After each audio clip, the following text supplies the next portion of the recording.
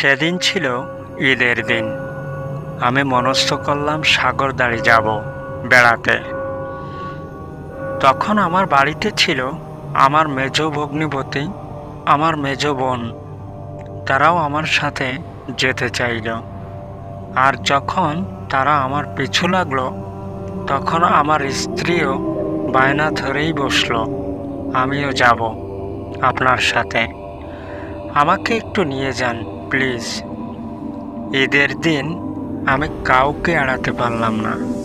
নিজের একটা মাহিন্দ্রা গাড়ি আছে, সেটাতে সবাইকে উঠিয়ে ঠিক আসরের সময় রওনা হলাম।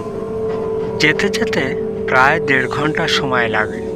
আমি ঠিক 6:30টার সময় পৌঁছালাম। প্রায় মাগরিব হব। অবশ্যই 6টায় মাইকেল মধুসূদনের বাড়ির গেট বন্ধ হয়ে যায়। আজ সারা রাত খোলা থাকবে। আমরা টিকিট কেটে প্রবেশ করলাম। দেখতে দেখতে রাত 10টা বেজে গেল। এখন আমাদের বের হওয়ার পালা। কিন্তু ফেরার পথে আমাদের চোখের সামনে পড়ল জমিদার বাড়ির একটা পরিত্যক্ত ঘর। কিন্তু ঘরটি বন্ধ ছিল। আমি এবং আমার স্ত্রী দেখতে পেলাম একটি জানালার শলা ভাঙা। আমরা জানালার ভেতর দিয়ে প্রবেশ করলাম। প্রবেশ করেই দেখি চারপাশ ভেরকুট অন্ধকার। আমার স্ত্রী আমার হাত ধরে বসলো এবং বলল, এই শুনছ, আমার না ভীষণ ভয় করছে। আমি বললাম, কিসের ভয়? কোনো ভয় নেই। এখানে ভিতরে অনেক প্রাচীন জিনিসপত্র রাখা ছিল।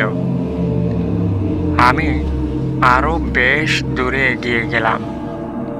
হঠাৎ শুনতে পেলাম যেন কোনো একটা অদ্ভুত আওয়াজ। আওয়াজটি শুনে আমি বললাম, এই চলো তো, আমরা সামনে যেয়ে দেখি ওটা কিসের আওয়াজ। না, যাবেন না, আমরা ফিরে যাই, চলেন। দেখেছেন, ওরা কেউ কিন্তু আসেনি। আমার ভীষণ ভয় করছে। আমি তার কথা শুনলাম না, এগিয়ে গেলাম। চলতে চলতে হঠাৎ নরম প্রকৃতির আঠালো কিছু একটা আমার স্ত্রীর শরীরে এসে পড়ল। আমার স্ত্রী চিৎকার করে উঠল। আমি পিছন দিকে তাকিয়ে দেখি আমার স্ত্রীর শরীর আঠার ভিতর আটকে আছে। খুবই ঘৃণা লাগছিল, খুবই দুর্গন্ধ ওটাতে। এবার আমার মনে কৌতূহল হলো, এটা কিসের আঠা তা জানার জন্য।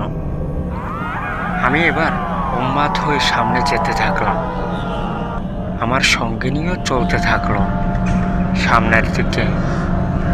হঠাৎ দেখতে পেলাম কাঁচা পাতাপতি দিয়ে ঢাকা একটা গুহার মতো, যেটা মাটির নিচের দিকে চলে গেছে। আমার স্ত্রী আমার পাড়া বাড়ি থেকে বলল, রাগ কর। আমার কিন্তু ভীষণ ভয় লাগছে। আমি চলে যাব কিন্তু তোমায় একা ফেলে রেখে। আমি শুধু তার দিকে তাকালাম এবং আমি নির্দ্বিধায় গুহায় নেমে পড়লাম। সেও আমার সঙ্গে নেমে পড়ল। যখন নামলাম, আমার সমস্ত শরীর হিম হয়ে আসলো। আমি ভয় পাওয়া শুরু করলাম। মনে হলো যেন আমার মুখের উপর ঠিক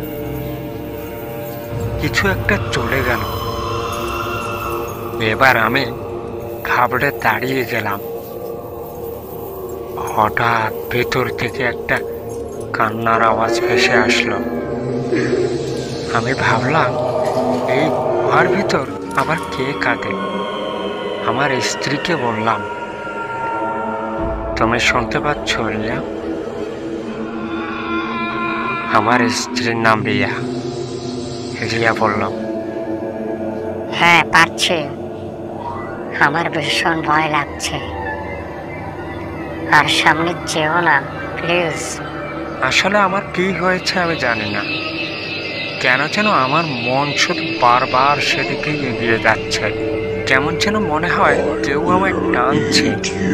আমি আরো সামনে এগিয়ে গেলাম এবং হঠাৎ সামনে দেখতে পেলাম বিশাল দৈত্যাকারের অশরীরী। আমার স্ত্রী আমায় জড়িয়ে ধরে বিশাল এক চিৎকার দিল।